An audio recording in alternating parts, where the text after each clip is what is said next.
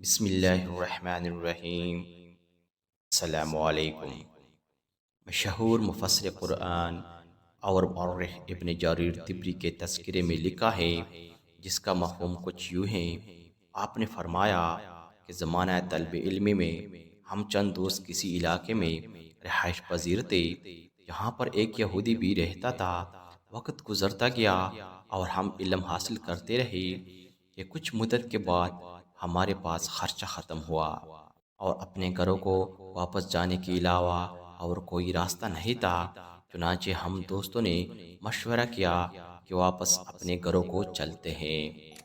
آپ نے فرمایا کہ جب ہم روانہ ہوئے تو راستے میں ایک یہودی سے ملاقات ہوئی اور اس نے واپس جانے کی وجہ پوچھی، تو ہم نے بھی یہی بتایا کہ ہمارے پاس خرچہ ختم ہو گیا، چنانچہ ہم اپنے گھروں کو واپس جا رہے ہیں۔ جب خرچے کا انتظام ہو جائے گا تو پھر اپنی تعلیم جاری رکھیں گے۔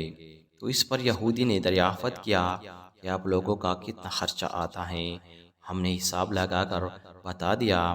اس پر یہودی تھوڑی دیر سوچنے لگا اور پھر کہا کہ آپ لوگ اپنی تعلیم جاری رکھو اور خرچے کی پرواہ نہ کرو۔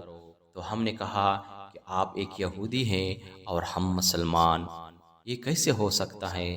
تو اس پر یہودی نے کہا کہ اس سے آپ کو کیا، آپ اپنی تعلیم جاری رکھو اور خرچے سے بے فکر ہو جاؤ، اس کا انتظام میں کروں گا۔ چنانچہ ہم نے یہودی کی بات مان لی اور ہم وہاں پر ٹھہر گئے اور اپنی تعلیم جاری رکھی۔ آپ فرماتے ہیں کہ جب ہم نے اپنی تعلیم مکمل کی اور واپس جانے کا ارادہ کیا تو ان دنوں حج کا مہینہ تھا، تو ہم تمام ساتھیوں نے حج جانے کا ارادہ کیا اور ہم حج پر چلے گئے۔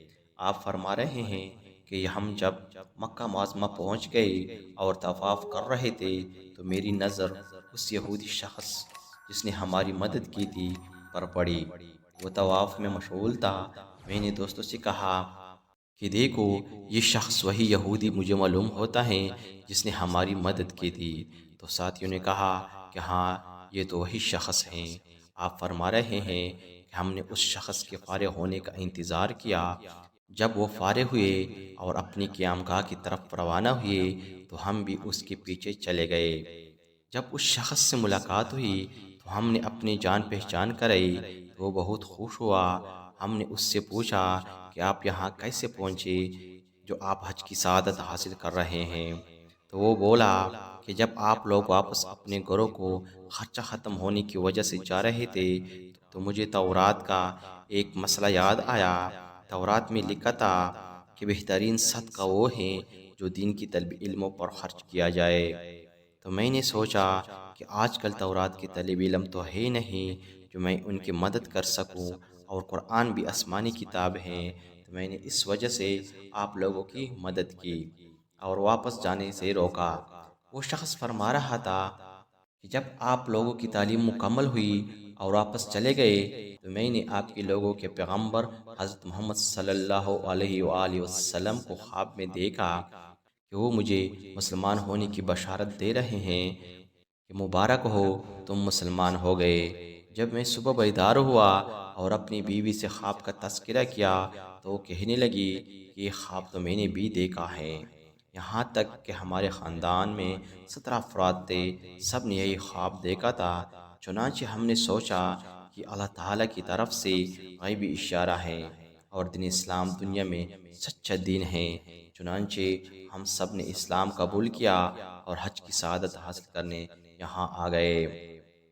ابن جریر طبری فرما رہے ہیں کہ ہم نے اللہ تعالیٰ کا شکر ادا کیا کہ ہم اس یہودی گھرانے کے مسلمان ہونے کا سبب بنے۔ ناظرین گرامی، اگر اس واقعے میں کوئی کمی بیشی ہوئی ہو تو ہم معذرت خواہ ہیں۔ اللہ تعالیٰ آپ اور ہم سب کی کوتاہیوں اور گناہوں کو بخش دے اور نیک لوگوں کی مدد کرنے کی توفیق عطا فرمائے، آمین۔